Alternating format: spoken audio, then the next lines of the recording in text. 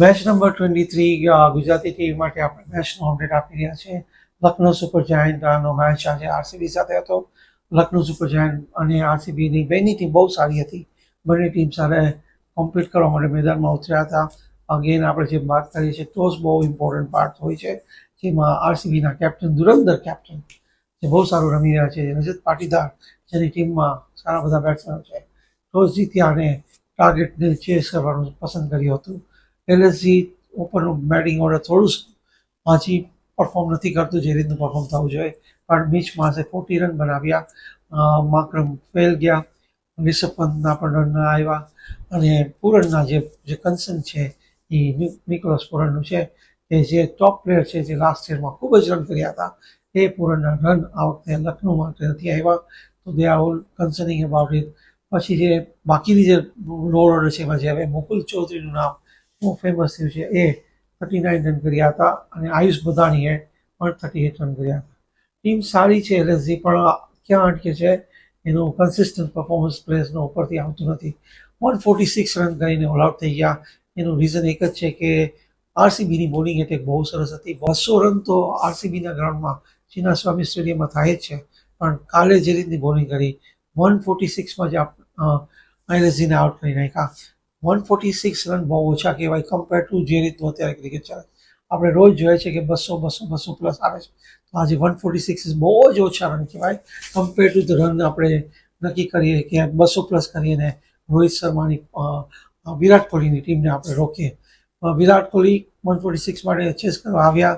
Fill short again aggressive સારો player છે, પણ સ્ટાર્ટ ન મળ્યું, આજે આઉટ થઈ ગયા. દેવદત્ત પટીકલના રન થયા, પણ વિરાટ કોહલી અને રજત પાટીદાર ધુરંધર બંને ભેગા થઈને જે રીતનું બેટિંગ કર્યું છે એ બહુ જ સરસ બેટિંગ કર્યું છે. 49 વિરાટ કોહલીએ કર્યા, 27 રજત પાટીદારે 13 બોલમાં કર્યા. પછી જેનું બેટિંગ લાઇનઅપ છે, જીતેશ શર્મા 23 9 બોલમાં કર્યા અને ટીમ્સ ડેવિડ અને રોમારિયો શેફર્ડ બે 14 કર્યા 8 બોલમાં, અને મેચને 15 ઓવર બાદ પૂરો કરી નાખ્યો અને સ્કોર ટાર્ગેટને અચીવ કરી લીધો 146ને. બોલિંગમાં વાત કરીએ તો 2 વિકેટ આપણને આવેશકારને મળી છે, જેને વિરાટ કોહલીને પણ આઉટ કર્યા. પ્રિન્સ યાદવ બહુ ઇમ્પ્રેસિવ છે, એને પણ 3 વિકેટ મળી છે. બહુ સારી બોલિંગ કરી છે, બહુ સારી મહેનત કરી છે. 4 ઓવરમાં 3 વિકેટ 32 રન આપીને, એટલે very good for Indian cricket કે પ્રિન્સ યાદવ એક સારો બોલર મળ્યો છે, લોકલ ક્રિકેટર, તો એને બહુ સારી બોલિંગ કરી છે. સાથે સાથે આપણે આરસીબીના બોલર્સની વાત કરી લઈએ તો રસિક સલામતા, એને બહુ સારી બોલિંગ કરી છે. 4 વિકેટ લીધી છે 24 રનમાં, પણ એને જે બેક ઓફ ધ લેન્થ જે સ્લોઅર વન હતા એમાં એને બહુ સારા બેટ્સમેનો રિસીવ કર્યા હતા. એટ ધ સેમ ટાઈમ એને 2 યોકર નાખીને બોલ પણ કર્યા હતા. એને 4 વિકેટ મળી હતી 24 રનમાં.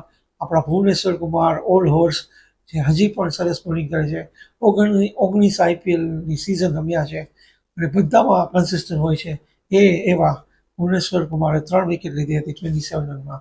એની જે બોલિંગ હતી અને જે એની લાઇન એન્ડ લેન્થ છે અને જે વિકેટનું જે એસેસમેન્ટ કરે છે બહુ સારું કરે. જો વિકેટમાં સ્વિંગ હોય તો એ બોલને આગળ નાખે છે અને બેટ્સમેનને ડ્રાઈવ કરાવીને આઉટ કરવાની કોશિશ કરે છે.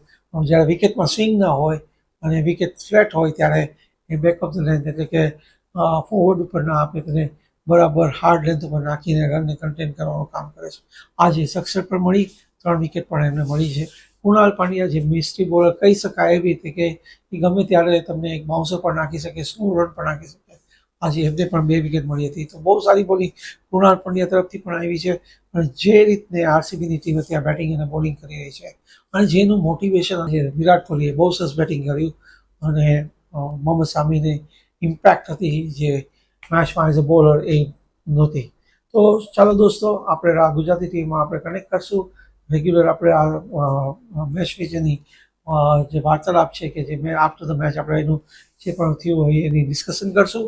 તો તમે સબસ્ક્રાઈબ કરો channel, YouTube channel Gujarati TV, અને તમારા ફ્રેન્ડ સર્કલને આગળ મોકલો. આ બહુ સારી વિશ્લેષણ આપણે કરી રહ્યા છીએ, તો બધા લોકોને મજા આવશે. Thank you very much. આ વિડિયો ગમ્યો હોય તો લાઇક કરજો, મિત્રોને શેર કરજો અને ચેનલને સબસ્ક્રાઇબ કરવાનું ભૂલશો નહીં.